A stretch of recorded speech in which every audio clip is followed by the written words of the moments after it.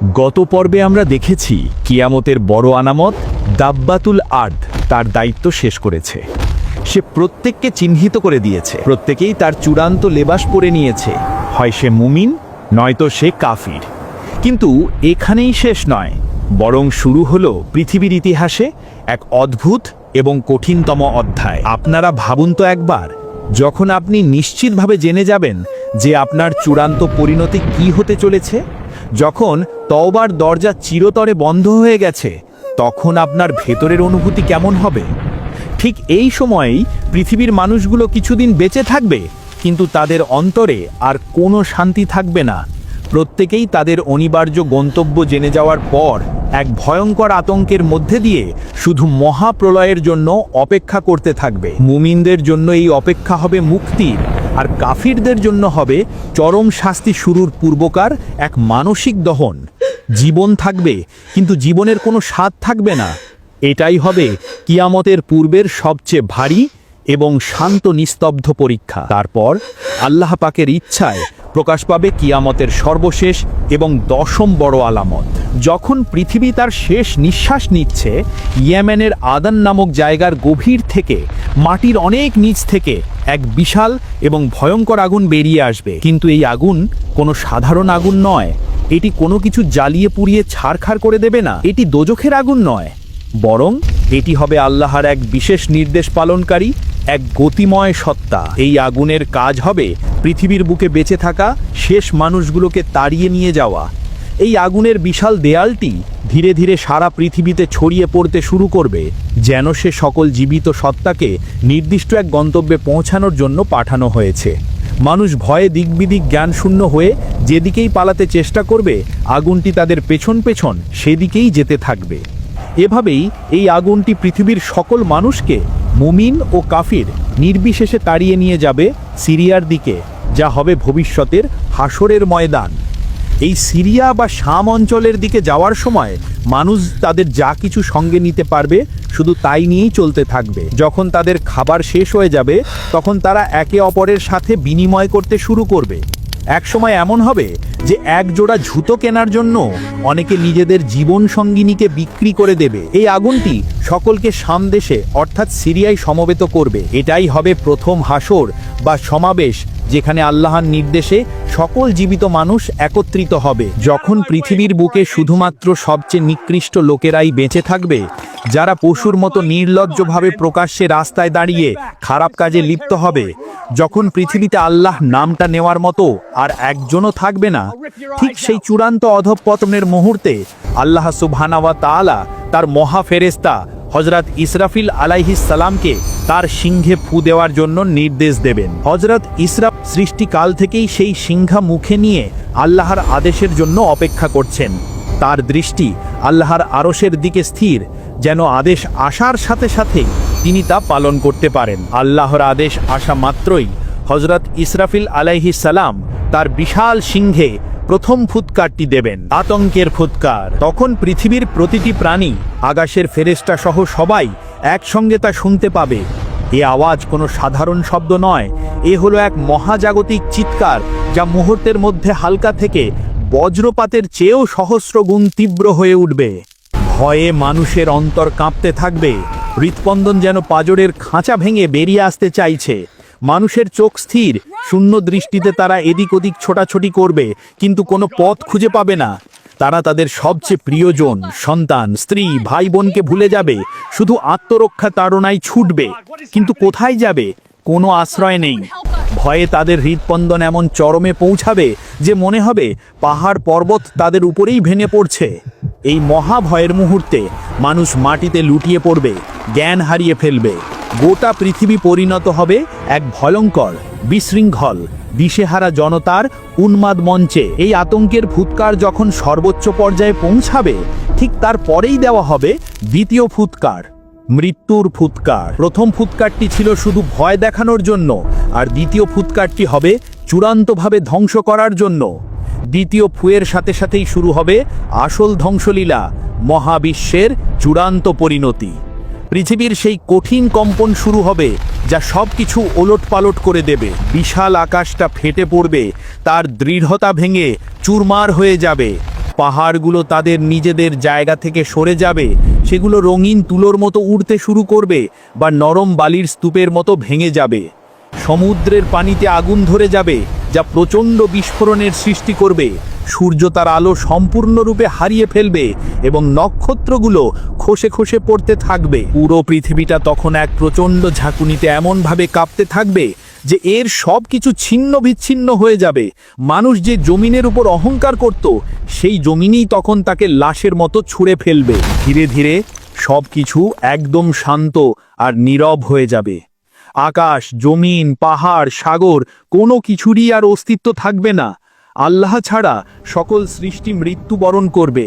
এই ধ্বংস থেকে শুধুমাত্র তারাই বাঁচবে যাদেরকে আল্লাহ বিশেষভাবে বাঁচিয়ে রাখার ইচ্ছা করবেন। হাদিসে অনুসারে এদের মধ্যে আছেন জিব্রাইল আছেন, মিকাইল আছেন, ইসরাফিল আছেন এবং আজরাইলও আছেন। আল্লাহর নির্দেশে একসময় আজরাইল আলাইহিস সালাম বাকি 3 জন ফেরেশতারও জান কবজ করবেন, আর শেষ পর্যন্ত স্বয়ং আজরাইল আলাইহিস সালামেরও মৃত্যু হবে। এখন সব দিক শুধু এক মহাশূন্যতা আর কবরের মতো নিস্তব্ধতা। সেই মহাশূন্যতার মধ্যে একমাত্র আল্লাহ সুবহানাহু ওয়া তাআলাই থাকবেন, যার একা রাজত্ব থাকবে। এই সময় আল্লাহ তাআলা তার একছত্র আধিপত্য ঘোষণা করবেন। তিনি ডেকে বলবেন, আজকের দিনে রাজত্ব কার? আর উত্তর দেওয়ার মতো কেউ থাকবে না, কারণ সব সৃষ্টি মৃত।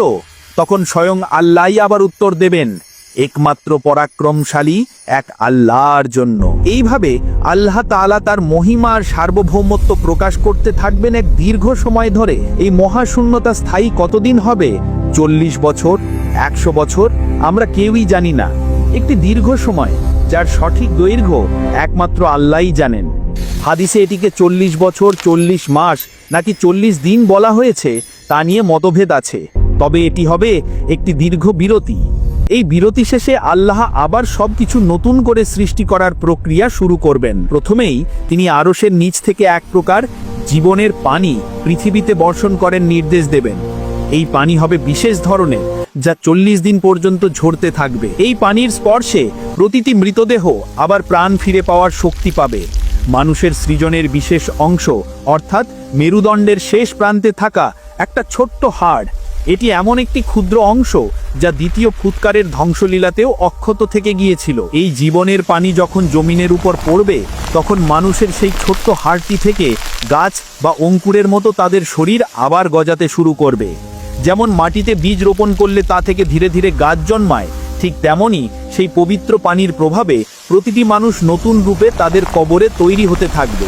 যখন এই নতুন সৃষ্টির কাজ সম্পূর্ণ হবে, তখন আল্লাহ আবার সেই মহা ফেরেশতা হযরত ইসরাফিল আলাইহিস সালামকে পুনরুত্থিত করবেন এবং আল্লাহর নির্দেশে হযরত ইসরাফিল আলাইহিস সালাম আবার তার সিংহে তৃতীয়বারের মতো ফুঁ দেওয়ার জন্য প্রস্তুত হবেন। পুনরুত্থানের ফুৎকার। তৃতীয় ফুৎকারটি দেওয়া মাত্রই এক অপূর্ব ঘটনা ঘটবে।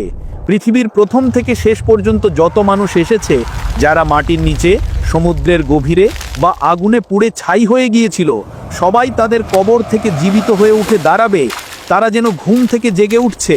তাদের চোখে তখনও লেগে থাকবে মহাপ্রলয়ের শেষ দৃশ্য। পুনরুত্থিত হওয়ার পর প্রতিটি মানুষ দৌড়াতে শুরু করবে সেই নির্দিষ্ট গন্তব্যের দিকে, যা আল্লাহ তাআলা তাদের জন্য ঠিক করে রেখেছেন। মানুষেরা সেদিন খালি পায়ে, উলঙ্গ অবস্থায় ও খাতনা করা হয়নি এমন অবস্থায় হাসরের ময়দানের দিকে ছুটতে থাকবে।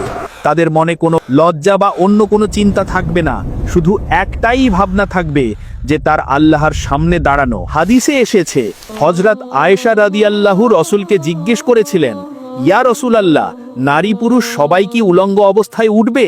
তাতে তাদের লজ্জা হবে না? তখন রাসূল বলেছিলেন, হে আয়েশা, সেদিনের পরিস্থিতি এতই ভয়ঙ্কর হবে যে তারা একে অপরের দিকে তাকানোর মতো সময় বা হুঁশ পাবে না।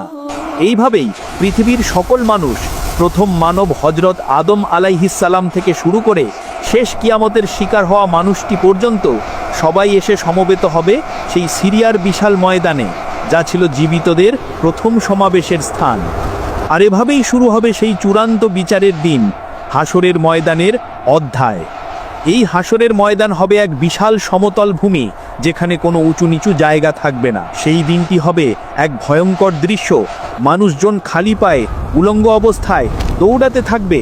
তাদের চোখ থাকবে বিস্ফারিত, কারণ তারা কেবল তাদের চূড়ান্ত পরিণতির কথা ভাবছে। হাসরের ময়দানের প্রথম এবং সবচেয়ে কঠিন পরীক্ষাটি হলো সূর্য।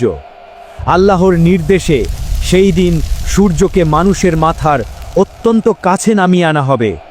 হাদিসে এসেছে, সূর্যকে মানুষের মাথার মাত্র 1 হাত দূরত্বে নামিয়ে আনা হবে।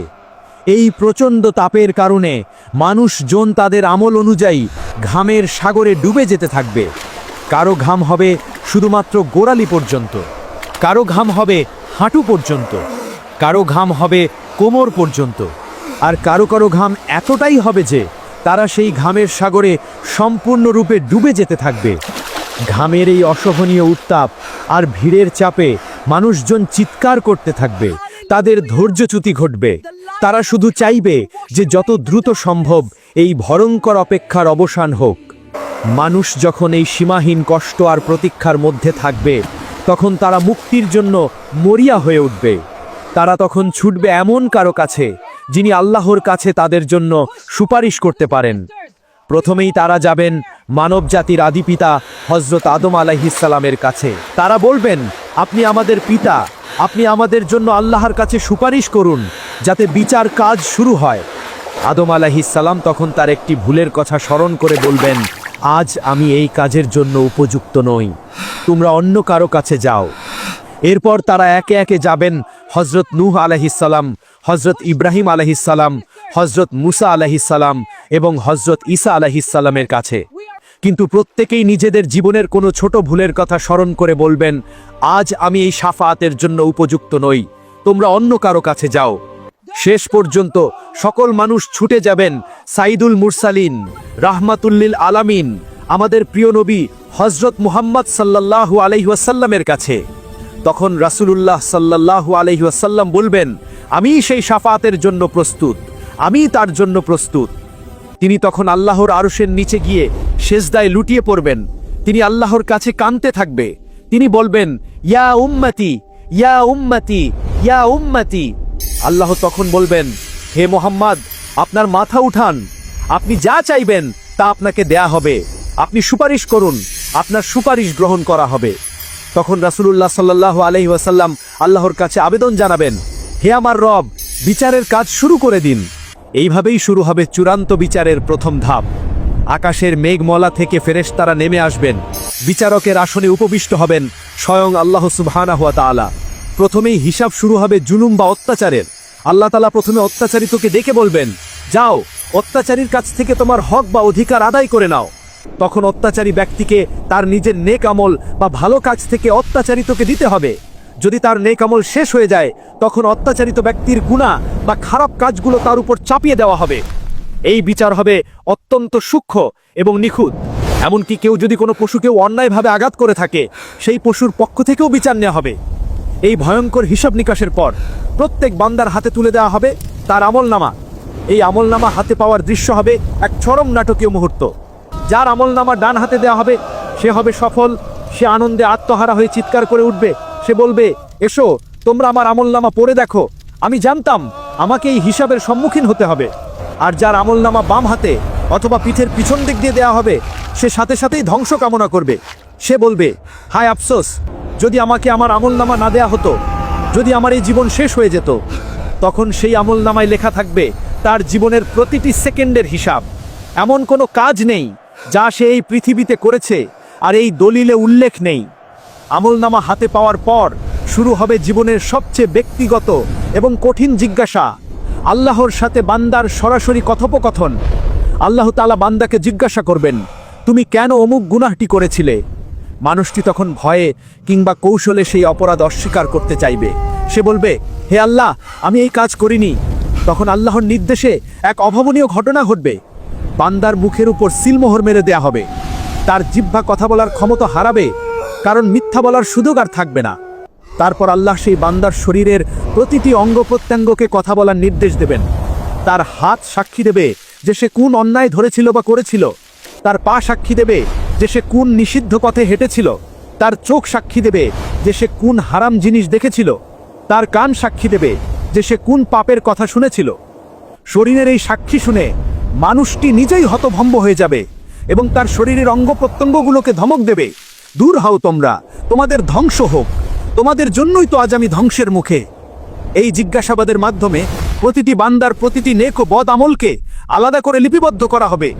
জিজ্ঞাসাবাদের পর্ব শেষ হবার পর শুরু হবে চূড়ান্ত পরিমাপ, মিজান বা ন্যায় বিচারের পাল্লা।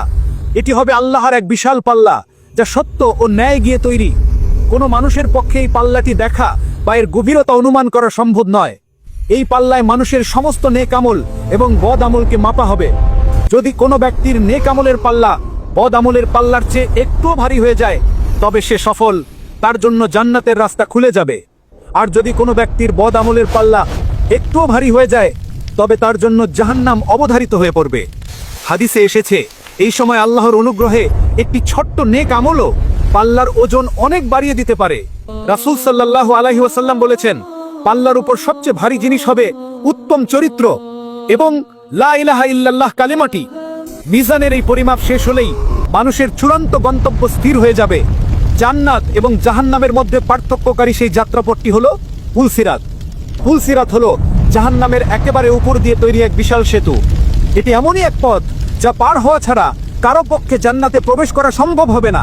এমনকি সকল নবী রাসূলকেও এই পথ পার হতে হবে।